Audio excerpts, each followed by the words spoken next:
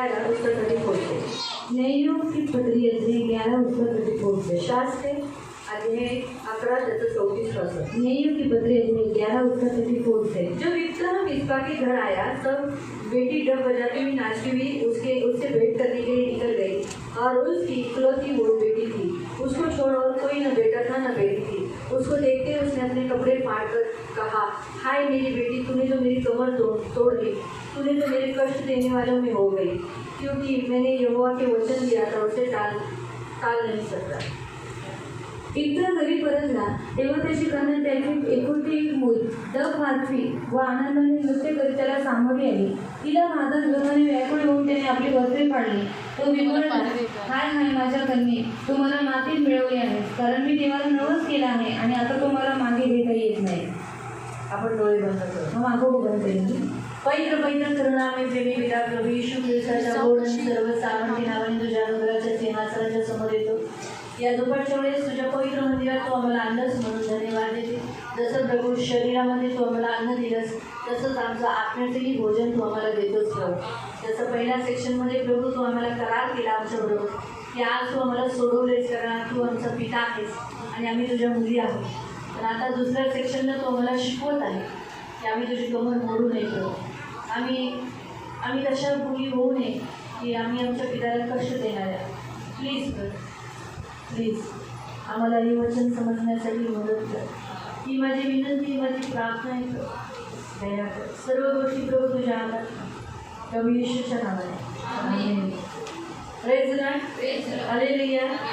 तिने इब्रा नावाच्या एका माणसाला देवाने सेवेसाठी निवडलेला आहे. और इब्राहिम नाम के मनुष्य को परमेश्वर ने सेवा के लिए चुना है. आणि देवाने त्याला अमोनी लोकांशी युद्ध करताना खूप मोठा विजय दिला आहे. और अमोनी लोगों के साथ जब उसका युद्ध हुआ था तो परमेश्वर ने उसको बहुत बड़ा विजय दिया खूप है. मोठा विजय त्यांनी प्राप्त केला और बहुत बड़ा जय उन्होंने प्राप्त आणि किया असा है. मोठा विजय प्राप्त करत असताना म्हणजे तो प्राप्त करायच्या अगोदर और इतना बड़ा जय प्राप्त करने से पहले त्याने देवावरून नवस केला होता. और उन्होंने परमेश्वर के साथ एक करार किया जे है. पहिलं येईल ते मी तुला देईन. जो पहला आएगा वो मैं उसको तुझे दूंगा. मला तू विजय कर. तू मुझे जय दे. मी तुला जे पहिलं माझ्या समोर येईल ते मी तुला देईन. जो कोई पहला मेरे सामने आएगा उसे मैं तुझे दे आणि दूंगा. तू खूप मोठ्या आनंदाने जय प्राप्त करून जसा तो नगरात प्रवेश केला, और जैसे वो जय प्राप्त कर आनंद के साथ अपने घर पर जा रहा था त्याची मुलगी आली. तब उसकी लड़की उसके सामने आ गई. चांगल्या उद्देशाने आली. और वो अच्छे उद्देश्य से आई थी.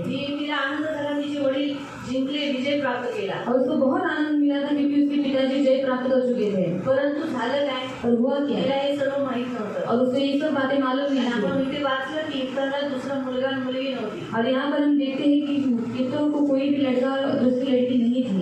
ते त्याने काय नमस केलेला की माझं हे जे मूल माझ्या समोर जे येईल ते तुला समर्पित, ते तुझ्यासाठी असेल. और उसने क्या करार किया था कि जो कोई मेरे सामने पहले आएगा मैं उसे तुझे समर्पित कर दूंगा. आणि त्याची मुलगी आल्यामुळे काय झालं, और उसकी लड़की आने के कारण क्या हुआ, त्या मुलीला समर्पित करावं लागेल. और उस लड़की को उसे समर्पित करना म्हणजे पड़ेगा.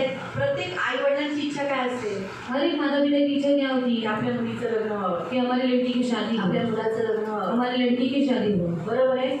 म्हणून तर देवाचे दास झाले ना तरी देवाच्या दासांना सुद्धा बायबल सांगतं, कारण देवाला माहित आहे देव आपला स्वर्गीय पिता आहे. म्हणून तो देवाच्या दासांना पण म्हणतो, तुमच्याने जमत असेल तर कुवारे राहा, नाहीतर तुम्ही लग्न करा. और प्रभु को मालूम है, इसलिए प्रभु अपने दासों को भी कहता है कि अगर तुमसे होता है तो तुम अविवाहित रहो, नहीं तो तुम विवाह कर लो. कारण जेव्हा त्याच्या मुलांचं म्हणजे आपलं लग्न होत असताना तेव्हा तो खूप खुश होतो. जब उसके बच्चों की शादी होती रहती तो वो बहुत खुश हो जाता त्याच्या है. मुलींची लग्न होतं तेव्हा तो खूप खुश होतो. जब उसकी लड़कियों की शादी होती तो वो बहुत खुश हो जाता है. ह्याच्यावरून आपण पाहतो की त्याने सर्वात पहिलं काय म्हणायला माहितीये, और उसे सबसे पहला क्या कहा है मालूम है, हाय मेरी बेटी, तुझी तो मेरी कमरी तोडली असं म्हणाला ना. हाय माझ्या कन्ये तुम्हाला मातीत मिळवले आहे. हाँ, तुम्हाला माहिती आहे, तू मेरे लिए कष्ट देने वाली हो गई. आणि तू माझ्यासाठी कष्ट देणारी झालीस. तिथे काय लिहिले, कमर तोडली, थोडंच आहे. अच्छा, आमच्या हिंदी में 2 लिखा है, तूने कमर तोड़ दी, मेरे कष्ट देने वालों में हो गई. असं 2 हिंदीमध्ये दिलेले आहे, 2 शब्द दिले. त्याच्यामध्ये एक गोष्ट तुम्हाला सांगते की त्यानंतर मी तुम्हाला हा सारांश सांगते.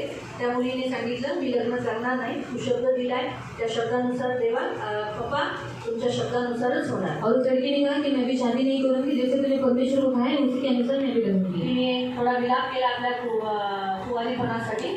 और अपनी कुंवारीपन के लिए उसने विलाप किया, देवाजवळ मध्यस्थी केली. परमेश्वर के सामने मध्यस्थी किया. त्याच्यानंतर तिने पूर्ण आयुष्य देवाबरोबर घालवलं, म्हणजे तिने कोणत्याही पुरुषाला बघितलं नाही म्हणजे तिचं लग्न झालं नाही. फिर बाद में उसने पूरी आयु अपने परमेश्वर की शादी बिताई, उसने बाद में शादी नहीं की। त्याचा अर्थ तसा आहे. और उसका अर्थ ऐसा कारण है त्याची खूप इच्छा होती की त्याच्या मुलीचं लग्न व्हावं. क्योंकि उसकी बहुत इच्छा थी कि उसकी बेटी की शादी हो त्याची मुलगी आनंदाने नांदावी आणि सासरी जावावी. और उसकी बेटी आनंद के साथ अपने ससुराल में जाए, आनंद के साथ ससुराल में रहे। हा ह्या पूर्ण अध्यायाचा बद्दल आपण शिकतो. और ये पूरे अध्याय के बारे में हम सीखते हैं। पण आज आपल्याला ह्या वचनाने जसं इथं दिलेलं आहे ना, हाय मेरी बेटी तूने तो मेरी कमरी तोडली, आणि ही माझ्या मुली, तू माझी कंबर मोडलेली आहे तूने माझं नाव मातीत मिळवलंय. और तूने मेरा नाम मिट्टी में मिला जी दिया लोक है। मला कष्ट देतात त्याच्यात तू झाली आहे. और जो लोग मुझे दुख देते हैं उनमें तू शामिल हो गई है। आज आपल्याला देवाची मुली होण्याच्या नात्याने देव आपल्याला म्हणतोय आपल्यालाही देवपित्याला त्रास नाही द्यायचा. और आज परमेश्वर की बेटी होने के कारण परमेश्वर हमसे भी चाहता है कि हम पिता को तकलीफ देने वाली नहीं आपण बने। असं कोणतेही काम नाही करायचं ज्याच्याने देवाला दुःख होईल की अरे ही माझी मुलगी आहे. कारण जेव्हा मुलगी एखादी काही गलत काम करते, वाईट वागणूक करते, तर पित्याला काय होतं, पित्याचं नाव मातीत मिळलं जातं ना. जब बेटी कुछ गलत काम करती है तो क्या हो जाता है, पिताजी का नाम मिट्टी में मिल जाता है। त्याचं नाव मातीत मिळलं जातं, तोंड काळं पडतं, लोक नावं ठेवतात कसला माणूस आहे, त्याची पोरगी बघ कशी आहे. और पिता का नाम मिट्टी में मिल जाता है, लोग उसके ऊपर नाम रखते हैं कि कैसा आदमी है और उसकी बेटी देखो कैसी करती है। आज तुमच्या सगळ्यांबरोबर येशूचं नाव जोडलंय. और आज आप सबके साथ यीशु मसीह का नाम जुड़ा हुआ है माझ्याबरोबर. और मेरे साथ भी जुड़ा हुआ जेव्हा है। आपण काही करू ना, जैसे अगर हम कुछ करेंगे ना तर येशूचं नाव करावं तो यीशु का नाम बदनाम आणि होगा। जसं हा इतका दुःखी झाला और जैसे इब्ता को दुख हुआ है ना मनीषा, म्हणून टेका घेऊ नको, ऐसा हो जाए, मतलब टेका लेके तो नहीं जाते. तर जसं आपण बघतो की त्याला दुःख झालं और हम वहाँ पर देखते कि उसे दुख हुआ। है ना, तसंच आहे ना आपल्या येशूलाही दुःख होतं जेव्हा आपण काहीतरी वाईट वागणूक करतो तेव्हा. तो वैसे ही यीशु मसीह को भी दुख होता है जब हम कुछ गलत बर्ताव त्या करते मुलीने हैं। काही वाईट केलं नव्हतं. और उस लड़की ने कुछ गलत नहीं किया था। याच्यावर ह्या जे शब्द आहे ना की हाय माझ्या मुली, 35वं वचन, त्या 35व्या वचनावरून देव आज आपल्याला मुली होण्याच्या नात्याने म्हणत आहे असं कोणतंही काम करू नका ज्याच्याने येशूला जे दुःख देणारी लोक आहेत ना, त्रास देणारी लोक आहेत, त्याच्यात आपण पण एक आहोत, भर पडणारं काम करू नका. और 35 वचन में परमेश्वर हमसे यही कहता है और हमें यही सिखाता है कि हम ऐसी बेटी नहीं बनना चाहिए कि जिसके कारण परमेश्वर दुखी हो जाए। संसार के लोग तो उसे दुख देते हैं पर हम उसमें शामिल नहीं होना चाहिए। आपल्याला पण मुलं आहेत, तुम्ही इथं जिथं आहे तुम्हाला आईवडील आहेत और आप जितने यहाँ पर है उनको माँ बाप है और आपको भी बच्चे हैं। आणि तुम्ही ज्या मुली आहात त्या सगळ्या तुम्हाला आईवडील आहेत. और आप जो लड़के हैं आपको भी माँ बाप है। असं कोणतंही काम करू नका ज्याच्याने तुम्हाला तुमच्या मुला आवडल्याने तुम्ही कमर तोडाल आणि त्याला उभं राहायला जमणार नाही. लोकांचं थोडं असं तोंड थोडं करून असं बोलायला राहणार नाही, असं करू नका. और ऐसा कौन सा भी काम आप लड़के मत करो कि आपके पिताजी को लोगों के सामने खड़े रहने के लिए शर्मिंदगी महसूस होगी। कमर तोडणं म्हणजे काय झालं, तो लुळा झाला. और कमर तोड़ना मतलब वो पूरा लुला हो गया। लुळा झाला. मग असं कोणतंही तुम्ही तारुण्याच्या तारुण्यामध्ये किंवा अशा जगामध्ये राहत असताना असं कोणतेही काम करू नका ज्याच्याने तुमच्या वडिलांनी तुम्ही कमर तोडाल. और अपनी जवानी की अभिलाषा में या फिर इस संसार में रहते समय कौन सा भी ऐसा काम नहीं करना जिससे आपके पिताजी की कमर टूट जाए। तुमच्या आई वडिलांना कष्ट देणारी या जगात खूप माणसं आहे. और आपके माता पिता को बहुत दुख देने वाले लोग हैं, खूप लोक आहेत. बहुत सारे लोग हैं तुम्ही त्यांची मुलं आहेत. और आप उनके बच्चे हैं त्यांनी तुम्हाला खूप लाडाने आणि खूप प्रेमाने वाढवले और आपको उन्होंने बहुत प्यार से बड़ा किया आणि है मेन विश्वासाने. और विश्वास से बड़ा किया है। म्हणून त्यांनी तो विश्वास तुम्ही गमवू नका आणि त्यांना दुःख देणाऱ्यांमध्ये स्वतःची मुलं जेव्हा जास्त दुःख देतात ना तो जास्त त्रास होतो. और जब खुद के बच्चे दुख देते हैं ना तो बहुत बड़ी तकलीफ होती है खूप त्रास होतो, आई वडिलांना खूप त्रास होतो. और माता पिता को बहुत तकलीफ होती है। म्हणून शत्रूचा जो घाव आहे ना तो तरी भरला जातो और जो शत्रु का घाव होता है वो भी भर जाता आणि है। तो एवढा जोराने नसतो, म्हणजे तो जो वार असतो तो एवढा जोराचा नसतो. वो शत्रु जो मारता है तो वो इतना बड़ा नहीं रहता है, परंतु आपल्या मुलांकडून जो घाव होतो ना और जो अपने बच्चों से तकलीफ होती है ना घाव लय भारी असतो. वो जख्म बहुत बड़ी होती है खूप कष्ट ते आई वडिलांना खूप त्रास असतो. और माता पिता को उसमें बहुत तकलीफ होती है। कृपा करून आजच्या वचनानुसार जसं देवाने तुम्हाला उभं करवलंय मुलगी म्हणून, अब्रामाची मुलगी सियोनची कन्या बोललाय, तर मग तुम्ही देवाचीच कन्या म्हणून राहा आणि देवाला आणि आपल्या आई वडिलांना दुखवू नका. और आज परमेश्वर ने आपको अब्राहम की कन्या और उसकी कलीसिया की कन्या बोलकर आपको खड़ा किया है, तो आप क्या करो, अपने माँ बाप को खुश करने वाली ऐसे ही करो। म्हणून तुम्हाला एकच काम करायचं, तुम्ही जास्त उपवास करा. सिर्फ आपको एक ही काम करना है, ज़्यादा उपवास करो स्वतःसाठी. खुद के लिए, स्वतःच्या शरीरासाठी, खुद के शरीर के लिए, तुमचं शरीर नियंत्रणात राहण्यासाठी, और आपका शरीर नियंत्रित रहने के लिए। Hallelujah, hallelujah, hallelujah, hallelujah. काय केलं पाहिजे तुम्ही तरुणी, तुम्ही सर्व स्त्रियांनी? और सब स्त्रियों ने और जवानों ने क्या करना है? हा? काय होईल त्या उपासने? क्या होगा उपवास में? शरीर तुमचं नियंत्रित राहील, और आपका शरीर नियंत्रित रहेगा, चंचल होणार नाही डोळे, और आपकी आंखें चंचल नहीं मन होंगी, भटकणार नाही, आपका मन भटकेगा नहीं, व्यभिचारात पडणार नाही, व्यभिचार ऐसे पाप में आप गिरोगे काही नहीं, गलत काम तुमच्याकडून होणार नाही, और कुछ गलत काम आपसे होगा नहीं, देवाला शोभेल असंच तुम्ही राहा. और प्रभु को अच्छा लगेगा ऐसा ही जीवन आपका त्याच्याने रहेगा।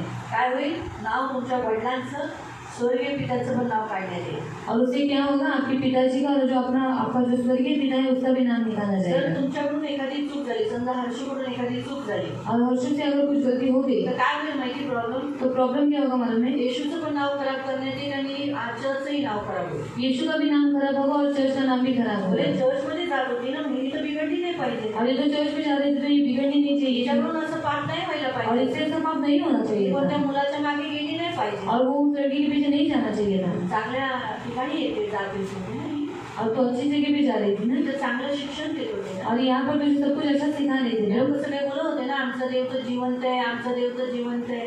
और बोल रहे थे ना कि हमारा परमेश्वर जिंदा है, हमारा परमेश्वर जिंदा काय है। कुठं गेला मग हिने असं का केलं? तो इसने ऐसा क्यों किया? कुणाचं नाव खराब होतं? तो किसका नाम बदनाम होता है? परमेश्वर का, चर्च. चर्च का।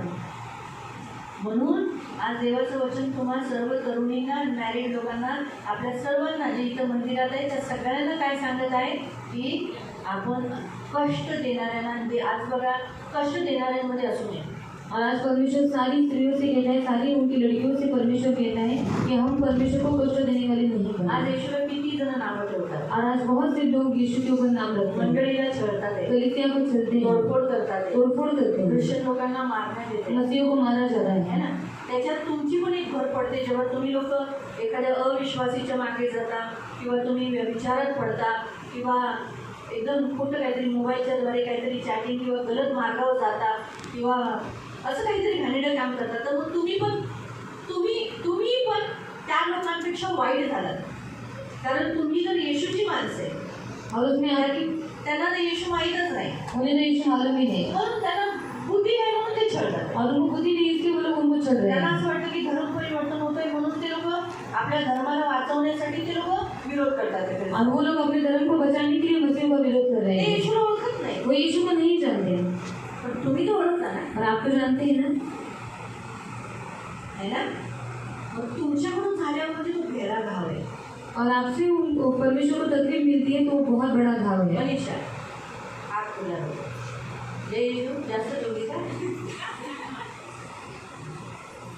म्हणून मला माहित होतं डान्स झाले ना. आपको समझ में आया? बघा, परक्यांचे घाव पेक्षा स्वतःच्या माणसाचे घाव जास्त दुःखदायी असतात. और परायों के जो घाव होते हैं उससे भी बढ़कर जो अपने लोग तकलीफ देते हैं वो जो घाव रहता है वो बहुत बड़ा रहता है। मोठे असतात, जहिरीले असतात, म्हणजे विषनायक असतात आणि आगीसारखे ते जळणारे असतात. और बड़ा होता है, जहरीला होता है, आग की लाए वो जलने वाला होता है। जेव्हा एखाद्या माणसाला भाजलं, जळलं, तो जळाला, अगर कोई मनुष्य जल तर गया काय होत असतं त्याला? तो क्या होता है उसको?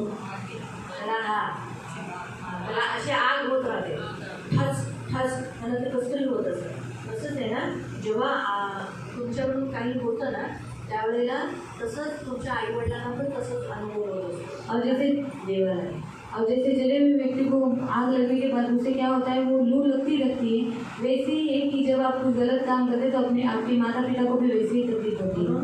तुम्ही जसं तिथे लिहिले ना की तुझं मला मातीत मिळवलंस, और तूने तो मुझे मिट्टी में मिला दिया।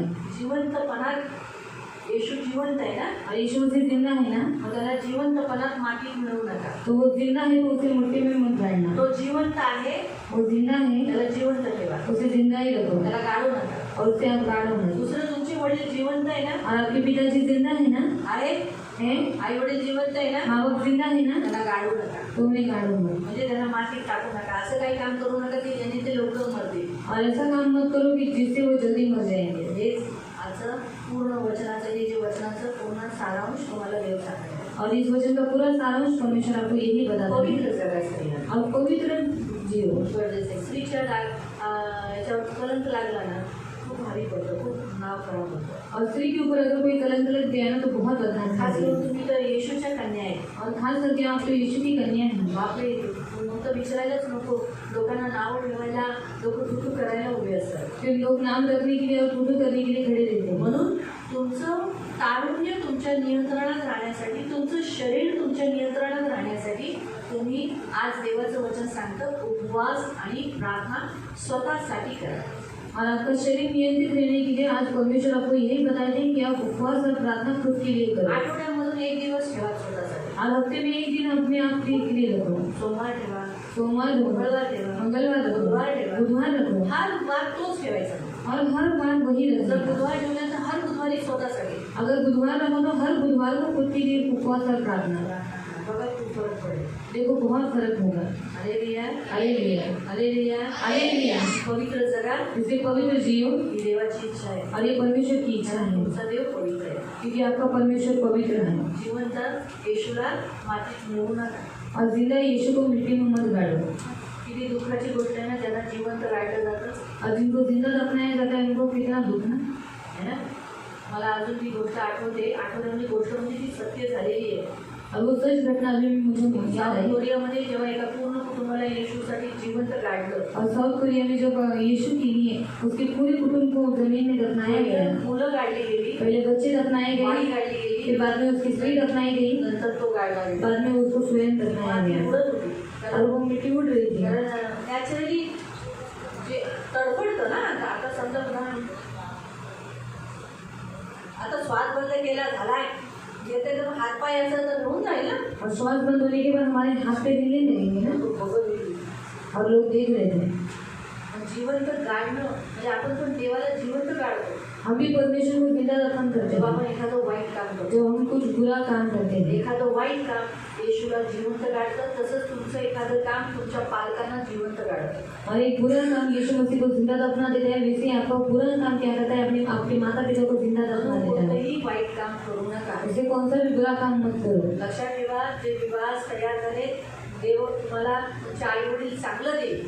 और याद रखना जो विवाह के लिए तैयार हो चुके हैं उनके लिए उनके माँ बाप अच्छा ही देंगे। स्वतः शोधू नका. और खुद मत ढूंढने जाओ, देव चांगला देईल. प्रभु अच्छा देगा। देवाने आई वडील चांगले दिले, घर चांगलं दिलं, सगळं चांगलं दिलं, तुम्हाला पार्टनर पण चांगला देईल. और प्रभु ने का घर अच्छा दिया, माँ बाप अच्छे दिए, सब कुछ अच्छा दिया, तो आपको लाइफ पार्टनर भी अच्छा ही मिलेगा। स्वतः शोधू नका. अब खुद ढूंढने के लिए मत जाओ। देव तुम्हाला आशीर्वाद प्रभु आपको आशीष दे। या आपण प्रार्थना करू. आओ प्रार्थना करेंगे, सर्वजण उभे राहू सब खड़े हो जाएंगे आणि देवाजवळ प्रार्थना करू. और प्रभु से प्रार्थना करेंगे। प्रभू, मी तुला कष्ट देणाऱ्यांमध्ये असू नये. और प्रभु भी तुझे दुख देने वालों में से नहीं हो, तू जिवंतामध्ये मी तुला मुर्द्यामध्ये मातीमध्ये गाडणारी अशी होऊ नये. और तू जिंदा परमेश्वर है और मैं तुझे मुर्दों में मतलब मैं तुझे दफन नहीं करूँ। म्हणून मला सहायता कर. इसलिए प्रभु मुझे सहायता माझं कर। शरीर माझ्या नियंत्रणात असून दे. मेरा शरीर मेरे नियंत्रण में नहीं है सर्व दुरात्मे माझ्या वशमध्ये. और सारी दुष्ट आत्माएं मेरे वश में माझ्या हैं। नियंत्रणात आहे. और मेरे नियंत्रण के माझं तहत शरीर माझ्या नियंत्रणात नाही असं होऊ नये. पर मेरा शरीर मेरे नियंत्रण में नहीं है, ऐसा होने मत दे। माझ्यावर दया कर. मुझ पर दया कर, माझ्यावर कृपा कर. मुझ पर कृपा कर, प्लीज कर. प्लीज करो। माझ्या जिवंत देवा, मेरे जिंदा परमेश्वर, मी तुझं नाव उंच करणारी, मैं तेरा नाम ऊंचा करने वाली हूँ कमर तोडणारी नाही और कमर तोड़ने वाली नहीं, असं होऊ दे प्रभू. और ऐसा होने दे प्रभु। प्लीज प्रभू, माझ्यावर दया कर. प्लीज प्रभु मुझ पर दया है। आज मी तुझ्याकडे आली आहे. आज मैं तेरे पास आई हूँ, मला शक्ती दे, मुझे शक्ति दे, मला सामर्थ्य दे, मुझे सामर्थ्य दे, मला पवित्र जीवन मुझे पवित्र जीवन तुझ्यामध्ये जगण्यासाठी तुझे जीने के लिए मला तू कृपा तू प्रदान. मुझे कृपा प्रदान कर। जमा झालेल्या सगळ्यांना तू आशीर्वाद और आए हुए सबको आशीषित आणि कर मलाही आशीर्वाद. और मुझे भी आशीषित कर। मला, मुझे, माझ्या आई वडिलांना मेरे माता पिता को आणि तुला और तुझे असं जीवन मी जगू. और ऐसा जीवन में जीऊं तुझं नाव, कि तेरा नाम, माझं नाव, मेरा नाम, माझ्या आई वडिलांचं नाव मेरे माता पिता का नाम उंच हो. ऊंचा हो। ही माझी प्रार्थना ये मेरी आपसे प्रार्थना है, येशूच्या नावात. यीशु के नाम से आमेन. आमीन। डोळे बंदच ठेवा. पवित्र पवित्र करुणामय प्रेमी पिता प्रभू येशू ख्रिस्ताच्या गोड आणि सर्व सामर्थ्य नावाने तुझ्या अनुग्रहाच्या सिंहासनाच्या समोर येतो. या दुपारच्या वेळेस प्रभू तुझ्या सर्व कन्यांना, ज्या तुझ्या मुली आहेत प्रभू, त्यांना मी तुझ्या हातात देते प्रभू. पवित्र पिता, असं त्यांच्याकडून कोणतंही काम होऊन देऊ नको ज्याच्याने तुझी कमर तुटली जाईल किंवा मंडळीची कमर तुटली जाईल किंवा प्रभू त्यांच्या आईवडिलांची कमर तुटली जाईल, असं काही होऊन देऊ नको. सहायता कर. पवित्र आणि शुद्ध जीवन जगण्यासाठी सहायता कर. त्यांना यांचं शरीर नियंत्रित ठेवण्यासाठी उपवास आणि प्रार्थना करण्यासाठी तू कृपा प्रदान कर आणि यांना खूप खूप आशीर्वाद. मी तुझा दास होण्याच्या नात्याने यांना आशीर्वादित करतो. यांना फर्स्ट गोष्ट ज्या तरुणी आहेत त्या आपल्या आईवडिलांबरोबर पेटून राहण्यासाठी, विश्वसनीय राहण्यासाठी तू मदत कर. कधी आपल्या आईवडिलांना धोका देऊ नये. आईवडील एकदम कष्टी आणि दुःखी यांचा बघून होऊ नये असं नेहमी करू नये. त्यांना मदत करतो. ही माझी विनंती आहे. दया त्यांना मी आशीर्वादित करते येशूच्या नावात. आपण बसता.